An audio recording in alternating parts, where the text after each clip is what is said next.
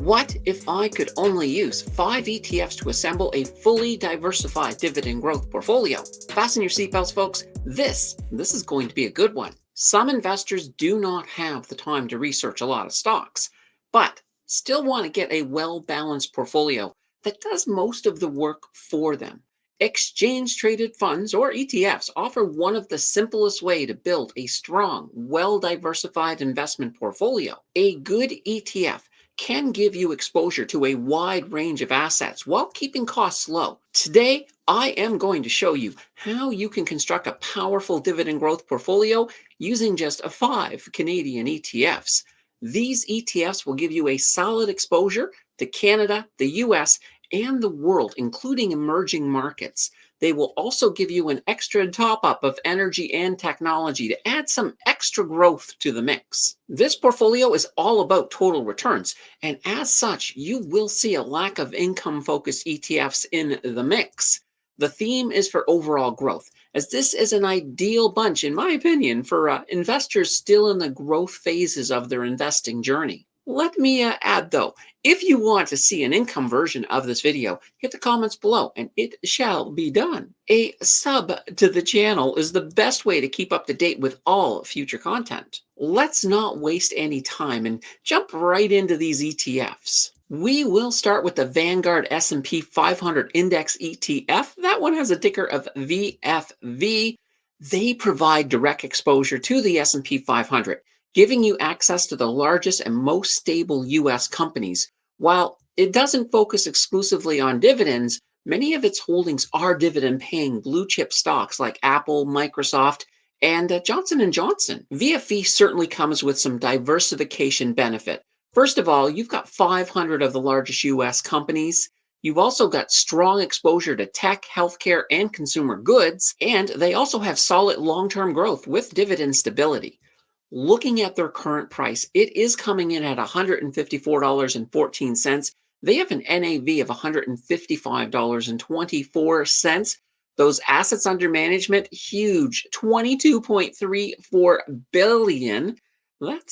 That's not too shabby. Their management expense ratio, that's coming in at 0.09%. These are really low fees. I love it. When we look at their dividend, their yield is a little bit small at 0.964%. It is a quarterly dividend of 40 cents per share.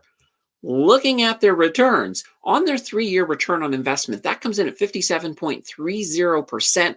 Factor in the dividends, you get a total return of 61.43%. On their 1 year, that return on investment, 28.14%, total return, 29.38%. Looking at their 3-year annualized, that comes in at 17.31%. That's not too shabby. Keep in mind, that 3-year annualized doesn't even take into account the dividends, so that's looking at core share value. Okay, let's move on to our next ETF, and it's going to be the iShares Core Equity ETF, or XEQT. This is a all-in-one ETF or an all-equity ETF.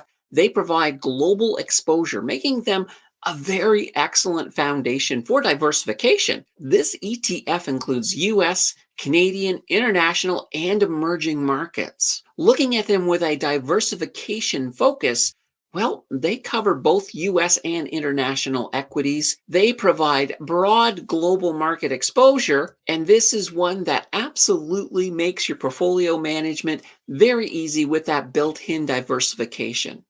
At the time of recording, their price was coming in at $34.98. They have an NAV of $34.89. Those assets under management, $5.89 billion, and they have a management expense ratio of 0.20%. Looking at their dividends, they have a yield of 1.953%. It's a quarterly dividend of 27.5 cents per share. On the return front, their 3-year return on investment comes in at 34.28%.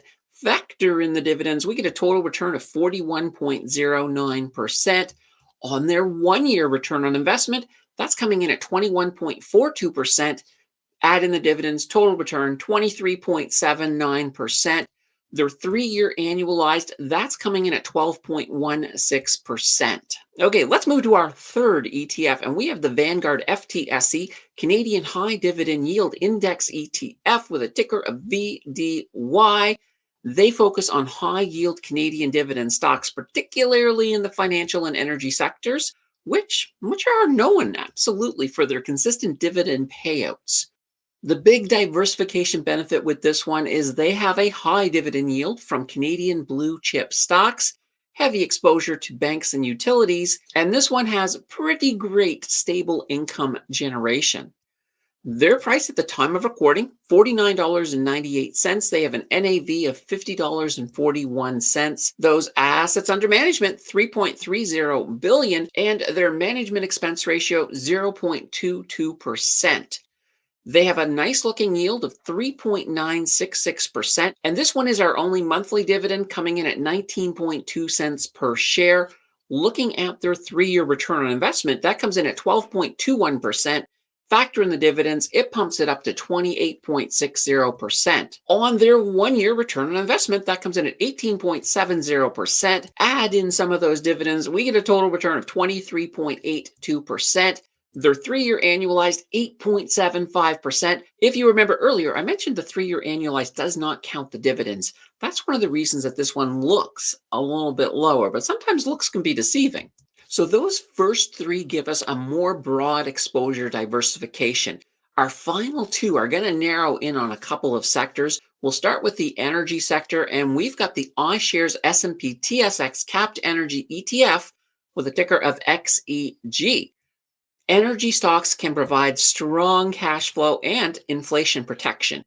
XEG focuses on Canadian energy giants like, Enbridge, TC Energy, Suncor, Torlamine, the list goes on. And they all tend to generate high dividends and perform well during commodity booms. Some of the key benefits to this ETF is you are getting strong exposure to Canada's energy sector. It's also a little bit of an inflation hedge with high income potential, and it complements financial and tech holdings really, really well. Their price at the time of recording, $17.85, and they have an NAV of $17.66. Those assets under management, $1.71 billion, and their management expense ratio, it is coming in at 0.60%. When we look at their dividends, their yield sitting at 3.006%. It is a quarterly dividend of 17.4 cents per share. Looking at their returns, their 3-year return on investment, 36.08%. Factor in those dividends, we get a total return of 49.58%. On their 1-year return on investment, that comes in at 12.63%. Add the dividends, total return, 16.36%.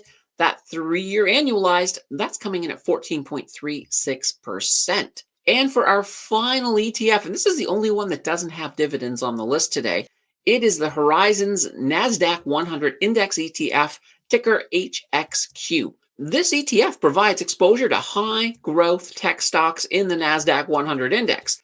Unlike covered call ETFs, it focuses on maximizing growth potential while still benefiting from companies that offer dividend payments. Some of the diversification benefits of this ETF is, it gives you exposure to tech giants like Apple, Amazon, and of course, NVIDIA. There's also a lot of high growth potential with strong market performance, and it really complements dividend-focused holdings with a little bit of sector balance. At the time of recording, their price was coming in at $89.09, and they have an NAV of $62.34. Those assets under management, $751.60 million. Their management expense ratio, 0.27%. As I said before, they do not have a yield, so there's no dividend, but their return on investment, 3 years, 78.20%. Their 1-year return on investment, 29.47%. And that 3-year annualized, 21.24%. There are other variations that you could have picked for these ETFs, but in general, this is a mix that I like for sure. Let me know in the comments how would you have done this differently? I'm super curious to see what you come up with. If you are interested in the ETFs that we looked at today, Don't forget to put in a whole heaping helping of due diligence before you place any of your hard-earned money on the table. Let's continue that learning journey by checking out this video on defensive investing. Thank you for watching, and I will see you in the next video.